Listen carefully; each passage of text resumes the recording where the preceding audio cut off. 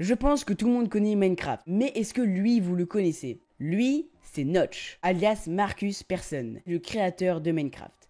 Et aujourd'hui, je vais vous raconter son histoire. Notch est né le 1er juin en 1979, plus précisément en Suède. Dès son plus jeune âge, il se passionne déjà pour l'informatique, à tel point qu'à 8 ans, il va créer son tout premier jeu vidéo. Quelques années plus tard, à l'université, Notch va voir son conseiller d'orientation et il va tout simplement lui dire que ce qu'il veut faire plus tard, c'est créer des jeux vidéo. Et son conseiller d'orientation va lui répondre: non, ce n'est pas un métier qui va marcher. Mais Notch ne va pas abandonner son rêve pour autant, car des années plus tard, en 2004, il va se faire embaucher par une entreprise du nom de Midas Player. Midas Player, c'est une entreprise qui crée des jeux vidéo jouables directement sur un navigateur internet. Alors au tout début, Notch adore son travail, mais petit à petit, ça commence à lui peser sur le moral, tout simplement parce que les jeux qu'il crée chez Midas Player, ce sont tout simplement des copies d'autres jeux, des jeux déjà vus et revus, comme par exemple Casse-Briques, Solitaire. Mais ce qui va lui donner la motivation de rester chez Midas Player, c'est que parallèlement à son travail, il crée des petits jeux vidéo par lui-même. Quelques temps plus tard, Midas Player s'est transformé en King. Et en faisant ce changement, ils ont ajouté une toute nouvelle règle pour leurs employés. Aucun employé n'a le droit de faire un business qui fait concurrence directe à King. Et Notch va la prendre à ses dépens en envoyant son tout dernier jeu à ses collègues. Immédiatement, King le réprimande en lui disant que les jeux qu'il crée appartiennent à King. Suite à cette nouvelle, Notch est dépité et ne cherche plus qu'une chose: quitter son travail. Il fait plusieurs recherches, mais aucun studio ne lui convient. Donc Notch est bloqué chez King, dépité, il ne sait plus quoi faire. Parce que lui, ce qu'il veut, c'est travailler dans une entreprise et à côté développer des petits jeux vidéo pour pouvoir peut-être un jour avoir sa propre entreprise. Et puis en 2009, il tombe sur Jalbum. Jalbum, c'est un logiciel qui te permet de publier un album photo en format HTML sur internet. Alors je vous l'accorde, ça n'a rien à voir avec le monde du jeu vidéo, mais Notch est surpris car le travail lui convient plutôt bien. Et il peut enfin continuer de créer ses petits jeux à côté de son travail. Et il va notamment créer un jeu du nom de Zombie Town, où nous pouvons retrouver un premier prototype de Steve. Mais un jour, Notch fait une découverte qui va lui changer la vie. Infini Miner. Infini Miner est un jeu où nous devons aller chercher des minerais et les ramener à la surface avant l'équipe adverse. Notch est très inspiré par ce jeu, à tel point que le 13 mai 2009, sur la chaîne YouTube de Notch, il publie cette vidéo.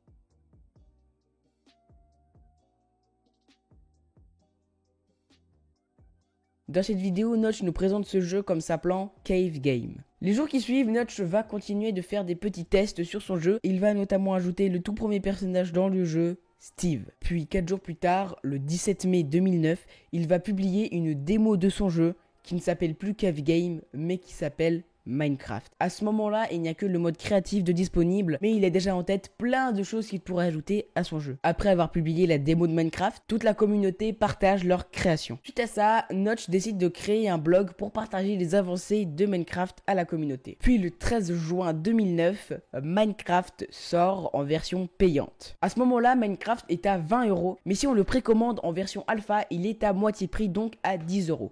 Les premières 24 heures qui suivent la sortie de Minecraft, il y a déjà 15 acheteurs. Suite à ça, Notch décide de bombarder de mises à jour avec plein de nouveaux ajouts, notamment le mode survie, le mode multijoueur, enfin bref. Et puis à Noël, il réunit assez d'argent pour quitter Jalbum et se mettre à plein temps sur Minecraft. Puis le 29 juillet 2010, on atteint plus de 1000 ventes en moins de 24 heures. Et puis début 2011, ils atteignent les 1 million de ventes. Et ça, c'est dû à deux choses.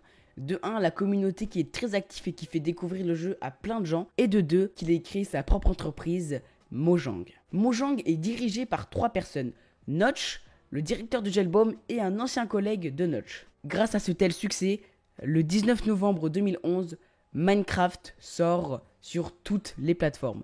PC, PS4, Xbox, vous m'avez compris. Du coup, Notch se fait inviter sur plein de plateaux télé pour répondre à plein de questions par rapport à Minecraft. Il continue par ailleurs de faire des mises à jour, mais il y a un petit problème. Quand il fait une mise à jour qui ne convient pas à la communauté, il reçoit plein d'insultes. À tel point qu'il va faire une petite blague en tweetant: est-ce que quelqu'un voudrait racheter mes parts de Mojang parce que j'aime pas trop me faire insulter? Suite à ce tweet, Mojang reçoit plein d'appels d'entreprises qui veulent racheter Minecraft. Et Notch commence à bien réfléchir et se dit que c'est peut-être la fin. Donc il décide de vendre Minecraft pour 2,5 milliards de dollars à Microsoft. Alors là, bien évidemment, avec une telle somme d'argent, il doit se faire plaisir, il doit avoir des maisons de luxe, il doit faire des soirées incroyables et tout. Alors oui et non. Oui, car il fait bel et bien des soirées, il a bel et bien une grande maison, mais non parce que il est déprimé. Pour lui, avoir une telle somme d'argent, c'est plus problématique qu'autre chose. Parce que selon lui, quand on a tout, eh ben on ne peut plus rien avoir, on ne peut plus rêver, on ne peut plus avoir d'objectifs. Enfin bref, beaucoup de gens disent que Notch est un rabat-joie qui devrait s'estimer heureux d'avoir une telle somme d'argent. Mais quand on y pense, des gens qui sont devenus riches et qui sont par la suite devenus déprimés, eh bien il y en a déjà eu plusieurs. En 2016, Notch a arrêté de déprimer pour se concentrer sur son tout nouveau jeu. Mais il préfère garder le titre du jeu secret. Tout simplement parce que si son jeu devait atteindre le même niveau de succès que Minecraft, il l'abandonnerait sûrement. Et voilà, c'est la fin de l'histoire de Notch. À l'heure actuelle, je pense qu'il est en train de développer ce fameux jeu qu'il veut garder secret. Ou peut-être même qu'il est déjà sorti et que personne ne le sait. Enfin bref, c'est la fin de cette vidéo, j'espère qu'elle vous aura plu. Si c'est le cas, n'hésitez pas à vous abonner, à liker, à activer la petite cloche de notification. Et moi je vous dis à la prochaine.